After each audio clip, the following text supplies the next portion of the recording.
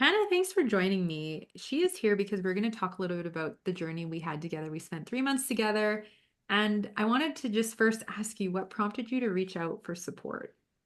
Yeah, at the time that I reached out to you, I was dealing with the worst adult acne, maybe even the worst acne I've ever experienced in my life. A lot of cystic, painful acne that would be on my face for months at a time. I felt like I was really sensitive to food. I was trying gluten-free diet, dairy-free diet, and I just didn't know where to go. I had gone to my primary care doctor, and I didn't feel like I got answers that suited me or aligned with my beliefs. And so I found you through a YouTuber and it sounded like she had some really serious results. And I was like, at this point, I'm willing to try anything. And so I'm really glad that I did find you. Yeah. And then we had a consultation, and we kind of started to discover there was a lot more going on than just skin breakouts that were tied to the skin breakouts. Then we started working together, and one of the first things we actually started working on as we were getting hormone testing done was emotional eating.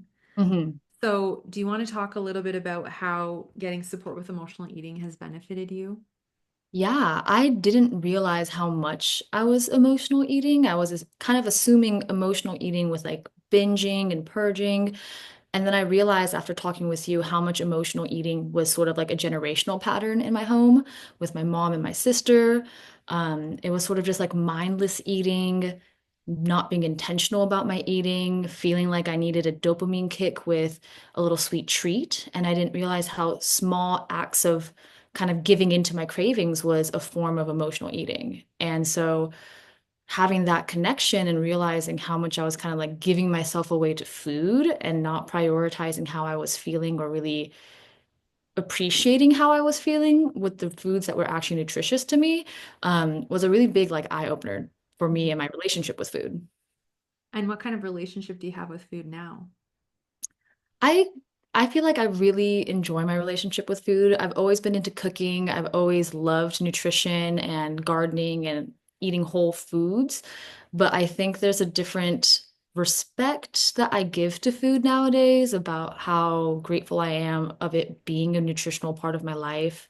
Still enjoying sweet treats from time to time, but not feeling, I think we talked about like that tether that like sugar would have on me and this feeling of like at any time in the day, if I thought about sugar, like that was going to be what would make me feel better rather than like coming from a place of like centeredness and autonomous choice. And so now I feel like my food relationship is so much more healthy, which I thought it was healthy before, but it's in a different realm now. Yeah, and there's balance, right? It's not all or Yes. nothing, like you said, and it's still about allowing those mindful indulgences. So I'm glad that there's more peace Yeah. with food.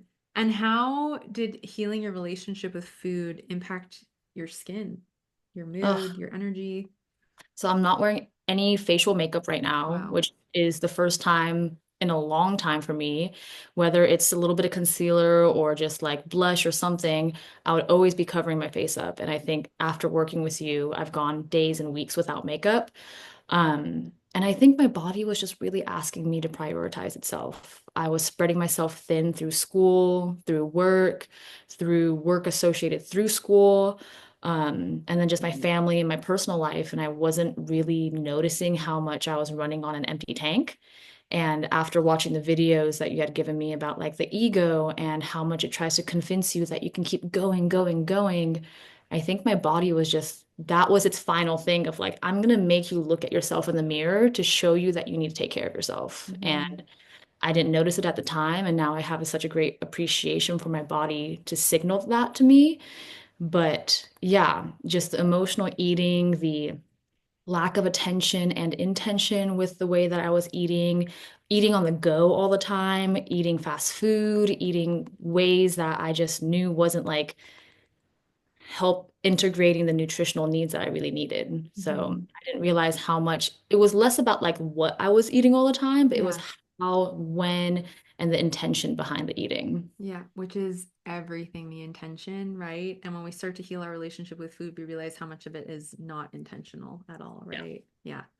And you just mentioned this, which is my next question, was when we started to explore the lack of self-prioritization because of work, school, personal, right? And that we're at the bottom of your list.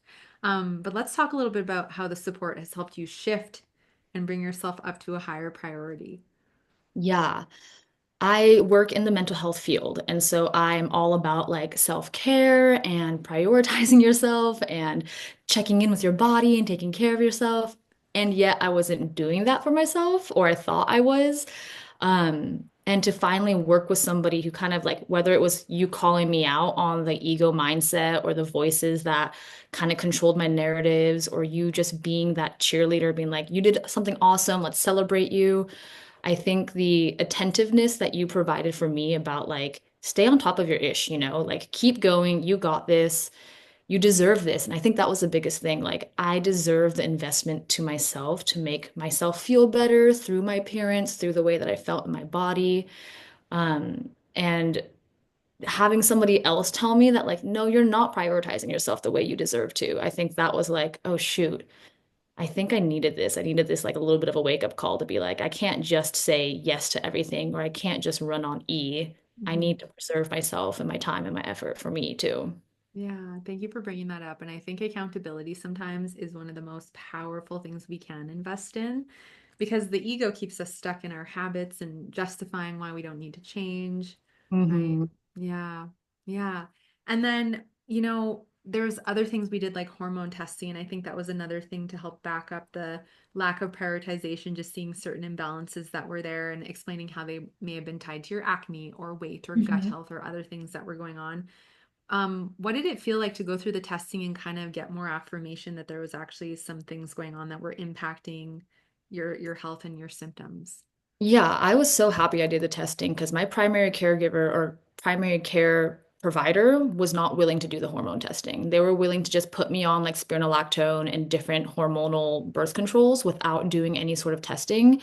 And as we found out, like with my hormone levels, what they had offered me would have been counterproductive to what I really needed. And so getting the right answers, getting the support and the right like translation of how all of the numbers and levels were, while also like, oh, I do have like a cortisol imbalance, and oh, my hormones are a little bit off. Like, you giving me the information to take the steps and the supplements to really support those realms in my life. I think we all get trapped up in like the supplement loophole through YouTube and TikTok and Hmm. Instagram, but like you giving the actual proper associated supplements to each hormone or cortisol, it felt like I was getting the right answers rather than just kind of like searching in the dark. So it was really helpful.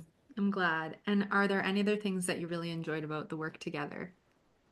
Yeah, I think just, I mean, we connected so much about so many things. I think having the time to actually, again, carve out time to be with myself and be with you and have that reflective process about how the last week has been. What do I want to invite for the next upcoming week, the positives and the negatives that I've experienced, while also just like it's different from therapy. It's like a coaching, It's much more supportive, a lot more structured, and I really needed that extra push. And so not just the information that you provided me, but it was all about the space, the attentiveness, the accountability that went with all of this, which I didn't exactly expect within the package, but was super happy that it came with. I'm glad. And I'm so glad that your skin cleared up so fast because I know. it can take longer. So I'm so happy that your body was just ready to shift that and that you're literally like your skin is so clear. Like I'm so Yeah. happy for you that your skin led you to this and a lot of other deep healing happened, but that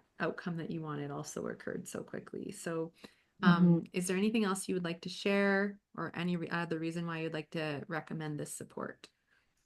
I think something that you just mentioned, like deep healing, it's recognizing the ego mindset and the ego voice. That was huge for me because it wasn't always just food, it was social media, it was being lazy and not going to the gym sometimes. It was this like nagging voice that was like, oh, you don't need that, or oh, it's okay to skip a day, or oh, treat yourself.